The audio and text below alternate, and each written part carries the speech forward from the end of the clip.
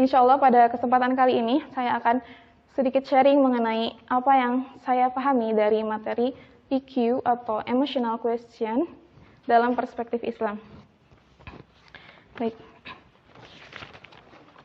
Jadi, emosional adalah sesuatu yang tidak bisa lepas dalam diri kita, sesuatu yang tidak bisa lepas dalam kehidupan kita, karena emosi adalah salah satu bentuk dari kepribadian kita. Jadi dari kepribadian inilah yang akan menggambarkan atau yang akan mewarnai kehidupan kita sehari-hari gitu. Maka dari emosi itu, apakah akan menjadikan derajat seorang manusia menjadi yang lebih baik, lebih mulia, atau sebaliknya menjadi lebih hina atau bahkan lebih buruk, nauzubillah min dzalik. Maka dari sinilah Al-Qur'an harus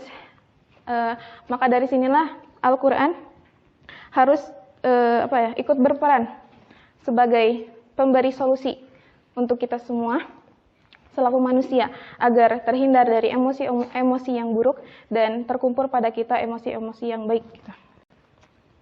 Dan agar menjadikan kita selaku seorang muslim dan juga seorang muslimat yang memiliki kecerdasan emosi yang lebih baik supaya bisa mengendalikan dan juga mengelola emosi dengan baik seperti itu. Dalam buku psikologi yang saya pernah pelajari, emosi diartikan sebagai emosi ini berkaitan dengan perasaan ya, yang merupakan suatu reaksi, baik itu reaksi positif maupun reaksi negatif, yang sebagai dampak dari stimulus. Stimulus ini apa? Stimulus ini adalah pencetus ya, penyebab gitu. Penyebab dari dalam diri seseorang maupun dari luar gitu. Nah gitu. Jadi dapat disimpulkan bahwa emosi ini adalah segala bentuk perubahan tingkah laku gitu ya, yang berasal dari dalam jiwa seseorang, dari dalam batin seseorang, yang kemudian kita akan mengetahui emosi itu dari ekspresi yang ditimbulkan gitu ya. Nah, ada ekspresi wajah, kemudian ada ekspresi suara. Nanti kita akan bahas itu. Kemudian selanjutnya ada macam-macam emosi. Nah, macam emosi ini terbagi kepada dua. Yang pertama, ada emosi primer. Nah, emosi primer ini adalah emosi yang bawaan sejak lahir gitu ya, emosi dasar contohnya tuh seperti sedih, senang, bahagia, takut gitu. Nah, seperti itu. Kemudian yang kedua ada emosi sekunder. Nah, emosi sekunder ini adalah emosi yang lebih kompleks daripada emosi primer gitu. Jadi, emosi yang mengandung kesadaran diri gitu ya dalam menimbulkannya gitu. Jadi sehingga pertumbuhan emosi ini tergantung kepada perkembangan kognitif atau perkembangan otak seseorang gitu ya. Baik disebabkan oleh keturunannya, kemudian dari kematangan usia seseorang, dari pengalaman ataupun dari lingkungan gitu. Nah, begitu. Lanjut, seperti yang tadi telah disinggung mengenai ekspresi emosi. Nah, ekspresi emosi ini ada ekspresi wajah dan juga ekspresi suara. Nah, ekspresi wajah itu contohnya seperti misalkan ya, wajah ketika seorang berwajah pucat, maka itu menandakan dirinya takut gitu. Kemudian ketika ekspresi wajah seseorang itu kemerah-merahan, cirinya apa? Ada yang tahu? Kemerah-merahan? Malu. Malu, iya kan pernah kamu itu ada itu kan, malu gitu kan, di merah gitu kan. Kayak gitu contohnya. Kemudian ketika misalkan mata seseorang ini memerah, kemudian napasnya tersenggal-senggal, terus tangannya mengepal, itu menandakan apa? Ada yang tahu? Masya Allah, betul. Kemudian ketika matanya terbuka dan mulutnya terbuka, itu menandakan apa? Masya Allah, betul. Kemudian yang selanjutnya ada ekspresi suara. Nah, ekspresi suara ini lebih mudah dikenal ya. Kenapa? Karena ya emang gampang terdengar dan juga terlihat gitu dari ekspresi. Contohnya ketika seorang berteriak gitu. Itu menandakan apa? Takut ya. Atau ketika tolong. Tolong. Ya itu karena ketakutan ya, sama kayak tadi. Kemudian ketika misalkan seorang itu tertawa terbahak-bahak, maka itu menandakan ekspresi bahagia ya. Kemudian ketika seorang itu berekspresi suara dengan memaki orang-orang, maka itu menandakan marah gitu. Atau ketika menangis sedih. Ya, terima kasih. Nah, sedikit gambaran umum mengenai emosi dalam Al-Qur'an.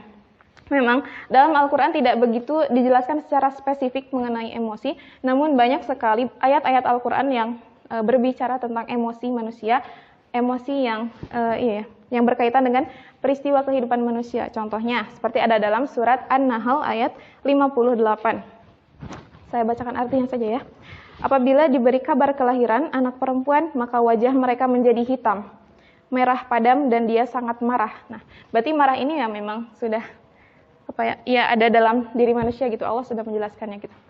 Ya tadi berarti ini termasuk kepada emosi primer ya, emosi dasar manusia. Kemudian contoh selanjutnya ada dalam surat An-Nisa ayat 4.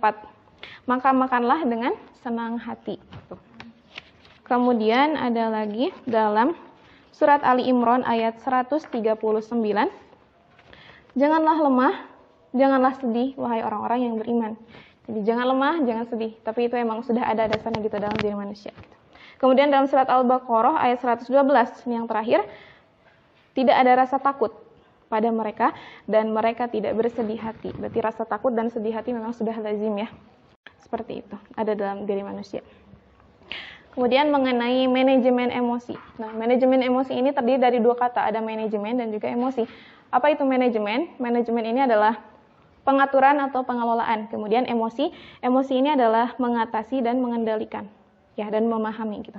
Jadi, manajemen emosi ini adalah dapat diartikan sebagai suatu usaha untuk mengatur dan juga menguasai emosi, baik itu emosi yang ada dalam diri sendiri maupun yang ada dalam orang lain, seperti itu.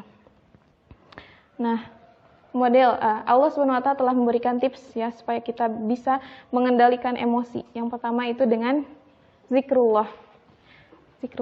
Masya Allah sekali. Salah satu model pengalihan dari masalah yang sedang dihadapi gitu ya. Allah SWT memberikan tips dengan zikrullah. Ingatlah kepada Allah, maka hatimu akan jadi tenang. Ada yang tahu itu surat apa? Ar-Ra'd ayat. Masya Allah, pintar ya. Betul sekali. Kemudian yang kedua dengan menanamkan persepsi atau pandangan yang positif gitu ya. Kalau dalam konteks Al-Qur'annya kita sering mendengar dengan husnuzon gitu. Orang yang banyak husnuzon dengan orang lain maka dia akan hidup dalam keadaan hati yang tenang gitu. Kemudian yang selanjutnya ada mekanisme sabar dan syukur. Sungguh sangat istimewa urusan seorang muslim dan muslimah apabila Allah SWT memberikan kepada mereka suatu cobaan, ya, maka sabar itu adalah yang lebih baik untuknya. Dan apabila Allah SWT berikan kepadanya kenikmatan yang begitu besar, maka syukur adalah yang lebih baik untuknya. La in syakartum la azidannakum wa la in kafartum adzabil syadid.